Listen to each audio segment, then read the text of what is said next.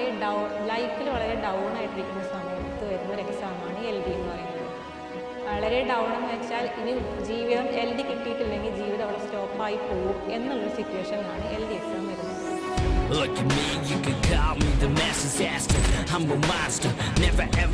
കുറേ ആളുകളുടെ കുറ്റം അങ്ങനെ ഒരു സ്റ്റേജ് ഫേസ് ചെയ്തിട്ടാണ് നമ്മളിവിടെ. പക്ഷേ ഇതെല്ലാം മാറും. നമ്മൾ ഒരു ഗവൺമെൻറ് ഓഫീസിൽ പോയി സൈൻ ചെയ്യുന്നത് വരെ ഉണ്ടാവുള്ളൂ ഈ ഇതെല്ലാം. അപ്പോൾ അത് ലഹരിയാണ് ശരിക്കും. ഇങ്ങനെ ഒരു കുറ്റത്തിൽ നിന്ന് ആ ഒരു ലെവലിലേക്ക് എത്താൻ. ഹായ് ഓൾ, എയ്സ് സക്സസ് സ്റ്റോറീസിൻ്റെ മറ്റൊരു എപ്പിസോഡിലേക്ക് എല്ലാവർക്കും സ്വാഗതം. നമ്മുടെ മുന്നിലിരിക്കുന്നത് LDC മലപ്പുറം ജില്ലയിൽ 31ാം റാങ്ക് കരസ്ഥമാക്കിയിട്ടുള്ള ജോത്സ്നയാണ്. ജോത്സ്ന, ആദ്യം തന്നെ വലിയൊരു കൺഗ്രാറ്റ്സ്. കാരണം ഇത്തവണത്തെ LDC എന്ന് പറഞ്ഞാൽ അത്രയും കോമ്പറ്റീറ്റീവ് ആയിട്ടുള്ളൊരു LDC തന്നെയായിരുന്നു. കാരണം ഒരുപാട് പേര് ആ ഒരു ആഫ്റ്റർ കൊറോണ ആ ഒരു ഫാക്ടറിനെ ശേഷം ഒരുപാട് പേര് ഗവൺമെൻറ് ജോലിയിലേക്ക് വന്നിട്ടുണ്ട് അല്ലേ, ആ ഒരു എക്സാമിന് വേണ്ടി പ്രിപ്പയർ ചെയ്യുന്നുണ്ട്. അപ്പോൾ ഇത്തവണ പ്രിലിംസ് ഉണ്ടായിരുന്നില്ല, ഒറ്റഘട്ട പരീക്ഷ. നമ്മളെ സംബന്ധിച്ച് ഒരു അവസരം തന്നെയാണ്, പക്ഷെ അത്രയും ഉദ്യോഗാർത്ഥികളോടാണ് നമ്മൾ മത്സരിക്കുന്നത്. അതിൽ 31ാം റാങ്ക് നേടുക എന്ന് പറയുന്നത് വലിയൊരു കാര്യം തന്നെയാണ്, വലിയൊരു അച്ചീവ്മെൻ്റ് തന്നെയാണ്. അപ്പോൾ ജോത്സ്നോട് ഒരുപാട് കാര്യങ്ങൾ ഇങ്ങനെ പറഞ്ഞിരുന്നു, ലൈഫിനെ കുറിച്ചൊക്കെ പറഞ്ഞിരുന്നു.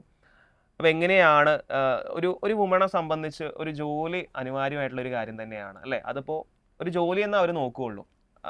ജോത്സ്നെ സംബന്ധിച്ചിട്ട് ഓൾറെഡി ഒരു ജോലി ഉണ്ട്, വർക്ക് ചെയ്യുന്ന ഒരാളാണ്.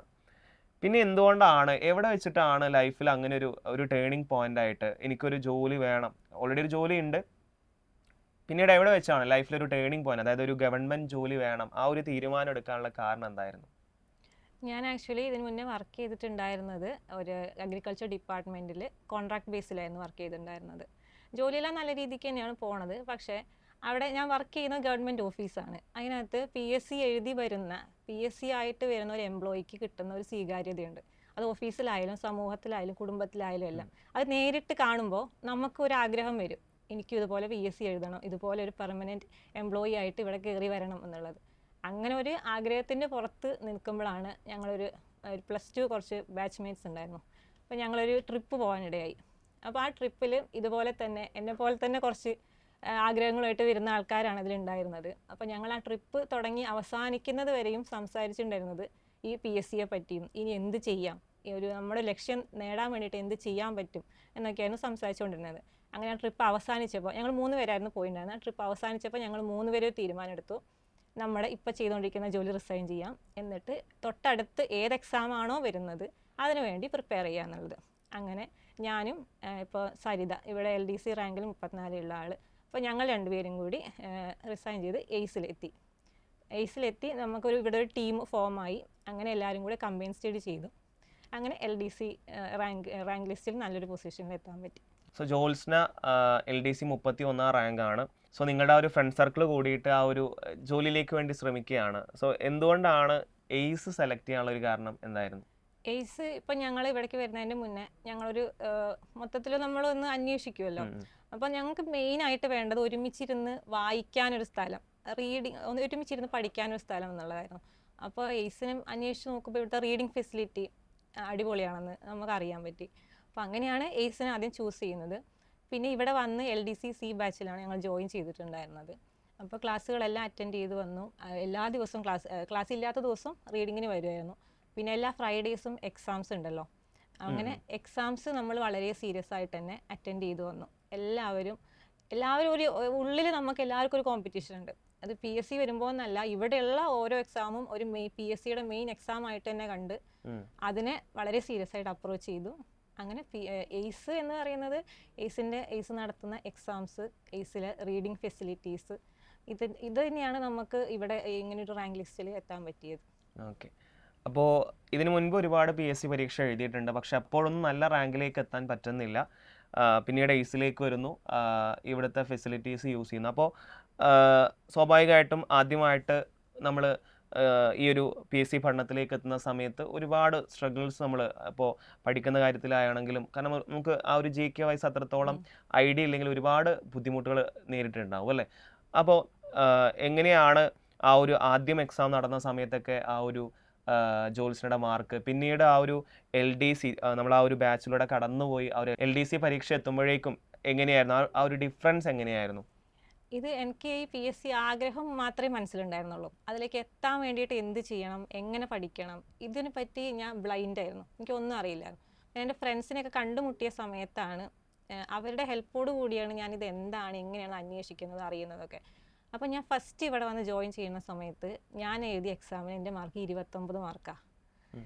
ലാസ്റ്റ് LDCയുടെ എക്സാമിന് തൊട്ട് മുമ്പ് ഒരു 10 സെറ്റ് ഓഫ് എക്സാം നടത്തി.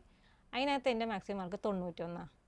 അപ്പോൾ 29 നിന്ന് 91ലേക്ക് ഒരു 10-11 മാസം കണ്ടിന്യൂസ് ആയിട്ട് പഠിച്ച് എത്താൻ പറ്റി. അങ്ങനെ ഒരു നല്ലൊരു പെർഫോമൻസ് LDC മെയിൻ എക്സാമിലും കാഴ്ചവെക്കാൻ പറ്റി. ഓക്കെ. ഈ ഒരു എക്സാം നടന്ന ശേഷം ഒരു നല്ല റാങ്ക് ഉണ്ടാകും എന്നൊരു അല്ലെങ്കിൽ ആ ഒരു 31 റാങ്ക് അല്ലെങ്കിൽ ആദ്യ 100-ൽ എത്താൻ പറ്റും എന്നുള്ളൊരു ആ ഒരു കോൺഫിഡൻറ്റ് ഉണ്ടായിരുന്നത്, ആ ഒരു പ്രതീക്ഷ ഉണ്ടായിരുന്നോ? പ്രതീക്ഷയല്ലായിരുന്നു, ആവശ്യമായിരുന്നു. എന്നെ സംബന്ധിച്ച് ഞാൻ ലൈഫിൽ വളരെ ഡൗൺ ആയിട്ടിരിക്കുന്ന സമയത്ത് വരുന്നൊരു എക്സാമാണ് LD എന്ന് പറയുന്നത്. വളരെ ഡൗൺ എന്ന് വെച്ചാൽ ഇനി ജീവിതം LD കിട്ടിയിട്ടില്ലെങ്കിൽ ജീവിതം അവിടെ സ്റ്റോപ്പായി പോവും എന്നുള്ളൊരു സിറ്റുവേഷനിലാണ് LD എക്സാം വരുന്നത്. അപ്പോൾ പഠിക്കല്ലാണ്ട് വേറെ രക്ഷയില്ല, ജോലി കിട്ടല്ലാണ്ട് വേറെ രക്ഷയില്ല. കാരണം ഓൾറെഡി ഞാൻ ചെയ്തുകൊണ്ടിരിക്കുന്ന ഒരു ജോലി റിസ്ക് എടുത്തിട്ടാണ് അത് ഒഴിവാക്കിയിട്ട് ഇങ്ങനെ ഒരു ഇതിലേക്ക് വരുന്നത്. അപ്പോൾ എന്തായാലും ഞാൻ പ്രിപ്പയർ ചെയ്യുന്ന എക്സാം എനിക്ക് നേടിയെടുത്തേ പറ്റൂ. അപ്പോൾ നമ്മൾ ഇപ്പോൾ 1ാം റാങ്ക് കിട്ടാൻ വേണ്ടി തന്നെ പഠിക്കുക, അല്ലെങ്കിൽ കിട്ടുന്ന എവിടെയെങ്കിലും റാങ്ക് ലിസ്റ്റിൽ എവിടെയെങ്കിലും എത്തിപ്പെടട്ടെ എന്ന് വിചാരിച്ചിട്ടല്ല. നമ്മൾ എഴുതുന്ന എക്സാമിന് 1ാം റാങ്ക് നമുക്ക് തന്നെ കിട്ടണം, കിട്ടിയില്ല എന്ന് വെച്ചാൽ സങ്കടപ്പെട്ടിരിക്കാനല്ല, കിട്ടണം എന്നുള്ള ഒരു ദൃഢനിശ്ചയത്തോടു കൂടി പഠിക്കുക. അപ്പം നമുക്ക് വളരെ നല്ലൊരു ഇത് കാഴ്ചവെക്കാൻ പറ്റും. അവരെയും അത്രത്തോളം ആയിരിക്കണം. ഓക്കെ. അപ്പോൾ ആക്ച്വലി ഞാൻ ഈ ഒരു കാര്യം കേട്ട സമയത്ത് സ്ത്രീകൾക്ക് ഒരുപാട് മോട്ടിവേറ്റഡ് ആയിട്ടുള്ള ഒരു വ്യക്തിയാണ്. കാരണം ആ ഒരു ലൈഫിൻ്റെ സിറ്റുവേഷനൊക്കെ പറഞ്ഞ സമയത്ത് അപ്പോൾ സ്വാഭാവികമായിട്ടും നമ്മുടെ സൊസൈറ്റിയിൽ ഇതുപോലെ ഓരോ വ്യക്തികളുണ്ടാവും. അത് ലേഡീസ് എന്നല്ല, ജെൻസ് ആണെങ്കിലും. അപ്പോൾ അവർക്ക് എന്ത് മെസ്സേജാണ്, അല്ലെങ്കിൽ ഈ ഒരു ഗവൺമെൻറ് ജോബിൻ്റെ പ്രാധാന്യത്തെക്കുറിച്ചൊക്കെ അവർക്ക് എന്ത് മെസ്സേജാണ് കൊടുക്കാനുള്ളത്? അത് ഒരു സ്ത്രീ ആണെങ്കിലും പുരുഷനാണെങ്കിലും ആരാണെങ്കിലും PSCക്ക് വരിക എന്ന് പറയുന്നത് നമ്മുടെ സമൂഹത്തിൽ ആ ഒരു കാലഘട്ടം നമ്മൾ പഠിച്ച് ഒരു റാങ്ക് ലിസ്റ്റ് അല്ലെങ്കിൽ ഒരു അഡ്വൈസ് കയ്യിൽ കിട്ടുന്ന കാലഘട്ടം നമുക്ക് അൾട്ടിമേറ്റ് പുച്ഛമായിരിക്കും ചുറ്റുപാടുള്ള ആൾക്കാരുടെ അടുത്തുനിന്ന്. എൻ്റെ ഒരു സ്റ്റോറി പറയുകയാണെങ്കിൽ, ഞാൻ വീട്ടിൽ നിന്ന് സ്കൂട്ടി എടുത്ത് ഇറങ്ങുമ്പോൾ ഹെൽമെറ്റ് ഇട്ടിട്ട് ഞാൻ ആരെയും നോക്കില്ല. നോക്കിക്കഴിഞ്ഞാൽ ഒരുപാട് ചോദ്യങ്ങളുണ്ടാവും. ചോദ്യങ്ങൾ എന്ന് വെച്ചാൽ നമ്മുടെ സന്തോഷം കാണാനല്ല, ഇപ്പോഴത്തെ ഒരു ആൾക്കാരുടെ സൈക്കോളജി വെച്ചിട്ട് ആഗ്രഹിക്കാം. അപ്പോൾ നമ്മൾ ഇത്രയും ആളുകളുടെ പുച്ഛം അങ്ങനെ ഒരു സ്റ്റേജ് ഫേസ് ചെയ്തിട്ടാണ് നമ്മളിവിടെ എത്തുക. പക്ഷേ ഇതെല്ലാം മാറും. നമ്മൾ ഒരു ഗവൺമെൻറ് ഓഫീസിൽ പോയി സൈൻ ചെയ്യുന്നത് വരെ ഉണ്ടാവുള്ളൂ ഇതെല്ലാം. അത് കഴിഞ്ഞ് കഴിഞ്ഞാൽ നമ്മൾ അവരുടെ മുന്നിൽ വേറൊരാളാണ്, അവർ നോക്കിക്കാണുന്നത് വേറൊരു രീതിയിലാണ്. അപ്പോൾ അതൊരു ലഹരിയാണ് ശരിക്കും. ഇങ്ങനെ ഒരു പുച്ഛത്തിൽ നിന്ന് ആ ഒരു ലെവലിലേക്ക് എത്തുക എന്ന് പറയുന്നത്. അപ്പോൾ അത് മാത്രം നമ്മൾ മനസ്സിൽ കണ്ടാൽ മതി. നമ്മുടെ ലക്ഷ്യം എന്താണോ അത് മാത്രം മനസ്സിൽ കാണുക, ബാക്കിയുള്ളതെല്ലാം സെക്കൻഡറി ആയിട്ടിരിക്കുക. പിന്നെ എന്താണെന്ന് വെച്ചാൽ നമുക്കിപ്പോൾ ഞാൻ കേട്ടിട്ടുണ്ട് കുറേ ആളുകൾ വായിച്ചിട്ട് മനസ്സിൽ നിൽക്കുന്നില്ല, അല്ലെങ്കിൽ വായിക്കാൻ കോൺസെൻട്രേഷൻ കിട്ടുന്നില്ല, അങ്ങനെ പ്രശ്നമാണ്, ഇങ്ങനെ പ്രശ്നമാണ്. പ്രശ്നങ്ങളുണ്ട്, എല്ലാവരുടെ ജീവിതത്തിലും പ്രശ്നങ്ങളുണ്ട്. പക്ഷേ ഈ പ്രശ്നങ്ങളെല്ലാം മാറ്റി വെച്ചിട്ട് പ്രശ്നങ്ങൾക്ക് മേലെ ആയിരിക്കണം നമ്മുടെ ലക്ഷ്യം എന്ന് പറയുന്നത്. അതിനനുസരിച്ച് നമ്മൾ പഠിക്കണം. നമുക്ക് എത്രത്തോളം ആവശ്യമുണ്ടോ, നമ്മൾ എത്രത്തോളം അതിനുവേണ്ടി പ്രയത്നിക്കുന്നുണ്ടോ, എന്നാൽ മാത്രമേ നമുക്ക് ആ ഒരു ലക്ഷ്യത്തിലേക്ക് എത്താൻ പറ്റുള്ളൂ. പിന്നെ ഒരു എക്സാമിനെ നമ്മൾ അപ്രോച്ച് ചെയ്യുമ്പോൾ അത് കിട്ടുന്നെങ്കിൽ കിട്ടട്ടെ, അല്ലെങ്കിൽ അടുത്തത് നോക്കാം എന്നുള്ള രീതിയിലാവരുത്. ഇപ്പം നമ്മൾ LDക്കാണോ പഠിക്കണമെന്ന് വെച്ചാൽ ആ LD തന്നെ എനിക്ക് കിട്ടും, അതെനിക്ക് കിട്ടണം എന്നുള്ള ഒരു മെൻറ്റാലിറ്റിയിൽ അതിനെ അപ്രോച്ച് ചെയ്യാം. ഡു ഓർ ഡൈ എന്ന് പറയുന്ന പോലെ അല്ലേ?